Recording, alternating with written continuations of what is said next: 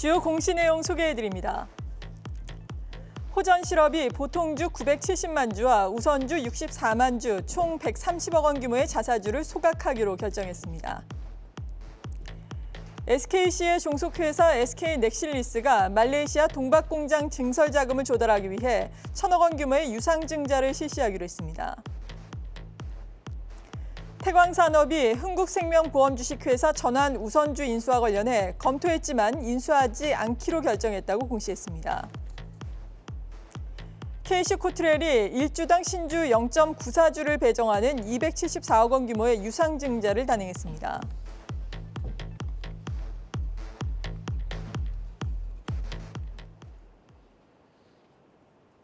주요 공시 내용 자세하게 파보겠습니다. 타키오 뉴스의 조호진 대표입니다. 어서 오세요. 예, 안녕하세요. 네, 첫 번째 기업 어떤 소식 알아볼까요? 예, SKC가 이제 동박에 관련 증설을 결정했다는 이제 공시입니다. 네. 예, 정확하게는 SKC의 자회사인 SKC 넥실리스가 운영하는 말레이시아 법인에다가 이제 SKC가 그 1,000억 규모의 이제 제3자 유상증자를 하기로 한 건데요. 제3자 유상증자라는 거는 실제로 일반 유상증자는 이 모든 이제 주주들에게 기회를 주거나 또 바꿔 얘기하면 이제 거기에 대한 자본 희석에 대한 부담을 안겨준 건데 제3자라는 거는 유상증자라면서 누구에게 유상증자 물량이 갈지를 이미 지정해 놓은 것입니다. 그러니까 다른 주주들 입장에서는 좀 부담이 완화된 것이죠. 정확히 말하면 이제 이 특정한 업체를 갖다 지정을 했는데 이 특정 업체가 사실 많이 알려지지 않은 업체입니다. 근데 공시를 보면은 완전히 SKC랑 무관하지 않는 기업이라는 걸 알 수 있습니다. 그러니까 SKC가 사실은 좀 그 SK그룹과 관련된 회사이기 때문에 좀 더 그 정보를 많이 그 적시하면 좋겠지만 그렇지 않은 상태에서 SK그룹과 관련된 기업이다 이렇게 이해하면 되겠고요. SKC는 사실은 SK그룹의 모태 기업을 할 수 있습니다. 옛날에 그 지금은 안 쓰지만 그 마그네틱 테이프를 생산하는 기업이었는데요. 마그네틱 테이프를 생산하는 필름 사업부를 한행컴퍼니에 1조 한 6천억 정도의 매각을 하기로 했습니다. 그러면서 사실은 SKC는 그 많은 자금을 갖다 확보를 했습니다. 그러니까 지금 이제 오늘도 페드가 예상외로 매파적 기조를 보이면서 전체적으로 이제 우리나라를 비롯해서 미국 증시도 안 좋게 되는데 그럼 이제 금리가 일어나고 금리가 올라가면 자금 조달하는데 부담이 생깁니다. 근데 SKC는 한행컴퍼니에 이제 필름 사업부를 1조 6천억 정도 매각을 했기 때문에 네. 동박 사업을 하는데 현금 조달하는데 큰 문제가 없습니다. 그러니까 결국 동박 사업에 추종하겠다는 것이 이제 기업 전체의 전략이라고 볼 수 있는데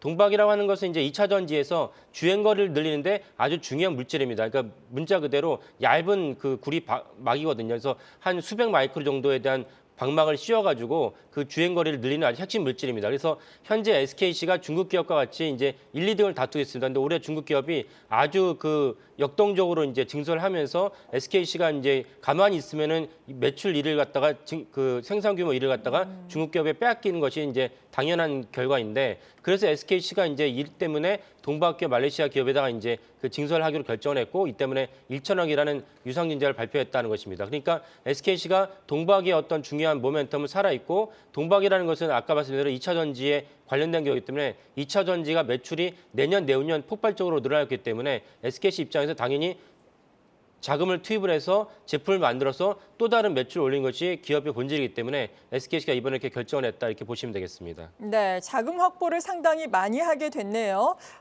또 매각에 이렇게 유상 증자까지 단행을 했으니까 중국의 증설 이슈 또 헤쳐나갈 수 있지 않을까라는 전망입니다. 긍정적인 리포트 또 나오고 있다는 점도 참고를 해보시면 좋을 것 같습니다. 다음 기업은요? 예, 태광기업과 이제 흥국생명 대한 건데요. 흥국생명이 사실은 연구체를 갖다가 인수하지 않기로 콜옵션을 행사하지 않기로 하면서 시장에 많은 논란을 일으켰습니다. 그러니까 그 연구체를 당연히 행사할 거로 콜옵션 행사할 거로 봤는데 흥국생명 연구체를 행사하지 않기로 하면서 자금이 되게 부족하구나라고 생각하면서 시장 전반적으로 많은 불신을 자초했습니다. 그래서 흥국생명이 그에 따라서 부랴부랴 계열사를 동원해서 단기적으로 이제 연구체에 대한 콜옵션을 갖다가 지급을 했는데 그 계열사 중에서 이제 태광산업이 있습니다. 근데 엄밀히 말하면은 태광산업의 대주주 이호진 회장과 흥국생명의 대주주 이호진 회장 같은 인물이기 때문에 계열사라고 간주되지만 엄밀히 말하면 주주 관점에서는 계열사가 아닙니다. 무슨 말이냐면 그 태광산업 흥국생명의 주식을 단 한 주도 갖고 있지 않아요. 그러니까 태광산업이 법적으로 흥국생명의 자본에 대한 유증이나 자본 조달에 참여해야 될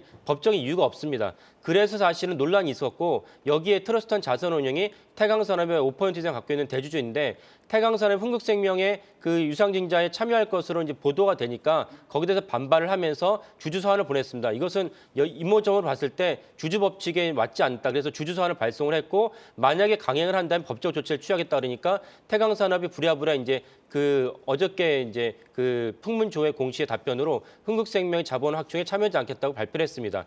결국 이 말은 무엇이냐면은 대주주 이호진 회장이 있긴 하지만은 태강산업과 흥국생명이 주주 관점에서 단 한 주도 갖고 있지 않기 때문에 사실은 분리된 기업이다. 그래서 주식회사라는 거는 주주들의 회사라는 점을 다시 한번 우리나라 시장에 각인시키는 좋은 그 사례라고 보여지고 이 때문에 태강산업이 흥국생명의 유상증자에 참여한 것 때문에 주가 내려갔다가 이번에 최종 발표를 해서 주가 일부 회복되지 않을까 이렇게 예상이 됩니다. 네, 오늘도 태강산업 3.57% 오름세를 보이고 있고 외국계에서 또 순매수가 유입되고 있습니다. 앞으로의 선전도 기대를 해보겠는데 유통 물량이 적어서인지 거래량이 상당히 미미하다는 점은 여러분 유의 깊게 살펴보셔야 할 사항일 것 같습니다. 지금까지 타키오 뉴스의 조호진 대표였습니다. 감사합니다. 예, 감사합니다.